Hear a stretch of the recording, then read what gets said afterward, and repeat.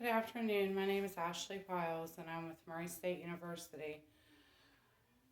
This evening we will be talking about the link between poverty and substance abuse. I chose this topic because I'm an addict in recovery and I felt that for everything that I've learned, poverty definitely played a huge role in many of the addicts I've known and the addicts I've seen, the addicts I've met, the addicts I've talked to, and even becoming into recovery, the addicts in my meetings and so forth with that. Um, so, is there a link between poverty and substance abuse? Um, the overview of this is research has shown that there seems to be a strong connection between poverty and substance abuse. According to the alcohol lab, drug addiction, poverty, and substance abuse, it is stated that people who are unemployed, focusing more on individuals with longer terms of unemployment, they have a significant amount of time, or individuals without the proper housing or unstable housing, they are more likely to abuse a substance of some sort. Um, there are more factors to drug abuse. However, poverty seems to trench people into that lifestyle. It's kind of coated with street life, as they would call it. It's loaded with drugs, it's loaded with poverty. These people become unemployed due to their crime or their mental state, and the cycle just continues with that. Access to rehabilitation becomes even harder for people that live in poverty. They do not have the resources, the funding to get into rehabilitation centers. So, without having the access to the rehabs or the financial support for that, then again, it still leads back to poverty. Um, it becomes the only cycle of life that these individuals learn.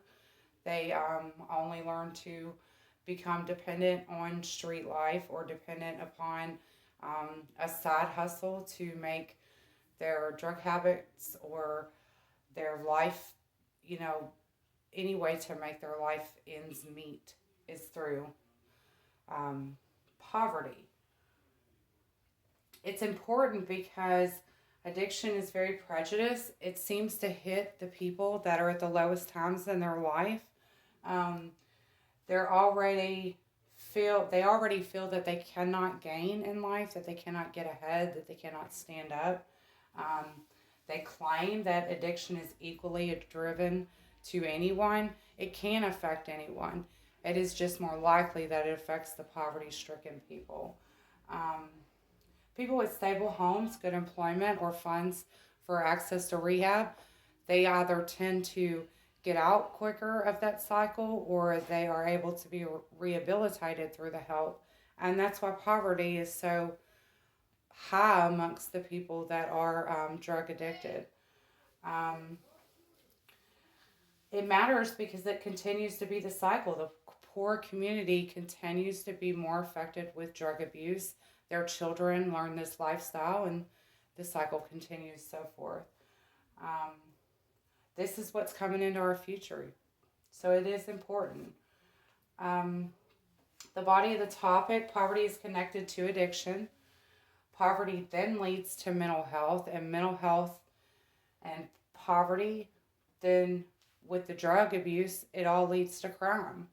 Um, then it leads back to unemployment by being a felon or having a criminal record. Those are not all the time, but with drug abuse comes crime, and then it makes it harder for the person to be employed or have housing, or they've accrued so much debt that they cannot get ahead. They cannot get their license. They cannot, do a lot of things without the financial means or not having a stable home and such. This topic matters. It's a vicious cycle that continues among the poverty stricken people. Then again, we already know that it could be viewed the other way around. Addiction causes poverty. However, it is because of children born into the poverty and addicted family members that the cycle continues. Addiction causes you to become a poverty classified person, but poverty classified people tend to become drug users, if that makes sense.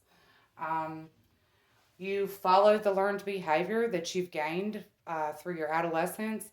Um, More children that are born into families of addiction or lower income families with drug addiction present, they tend to follow the leaders. They follow their family members. They follow the path that the only path some of these children even know. Um, then the access is slim for them to gain recovery or gain rehabilitation centers because then again they do not have the means, they do not have the financial means, they do not have, the parents do not have the knowledge, or however it goes, it still just kind of leads back to poverty.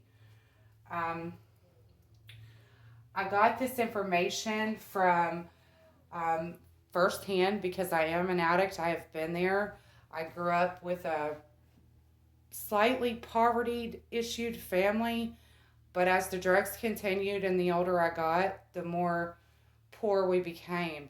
It was a learned behavior, and it was a vicious cycle for many years. Thankfully, I am 2 years sober on the 16th of this month. I have not had to struggle with employment. I have not had to struggle with financial needs. I have not had to struggle with no car. I have not had to struggle with these things since becoming sober. Before sobriety, I was homeless. I lived off people. I had no means of transportation. I had no means of education. I had no access to rehabilitation or any of that.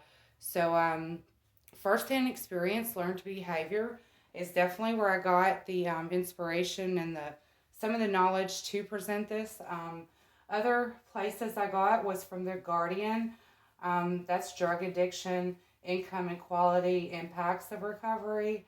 I also got it from broganproject.org. There's a lot of information there. The NCCAA net, great addiction place to go and learn all kinds of things with substance abuse or poverty. I also went through the alcoholrehab.com and recoveryways.com. Then there is a St. Joseph Institute. They do quite a bit of good reports on this topic, many other topics, but with addiction especially. This was a great little project to do. I enjoyed it, and thank you for your time.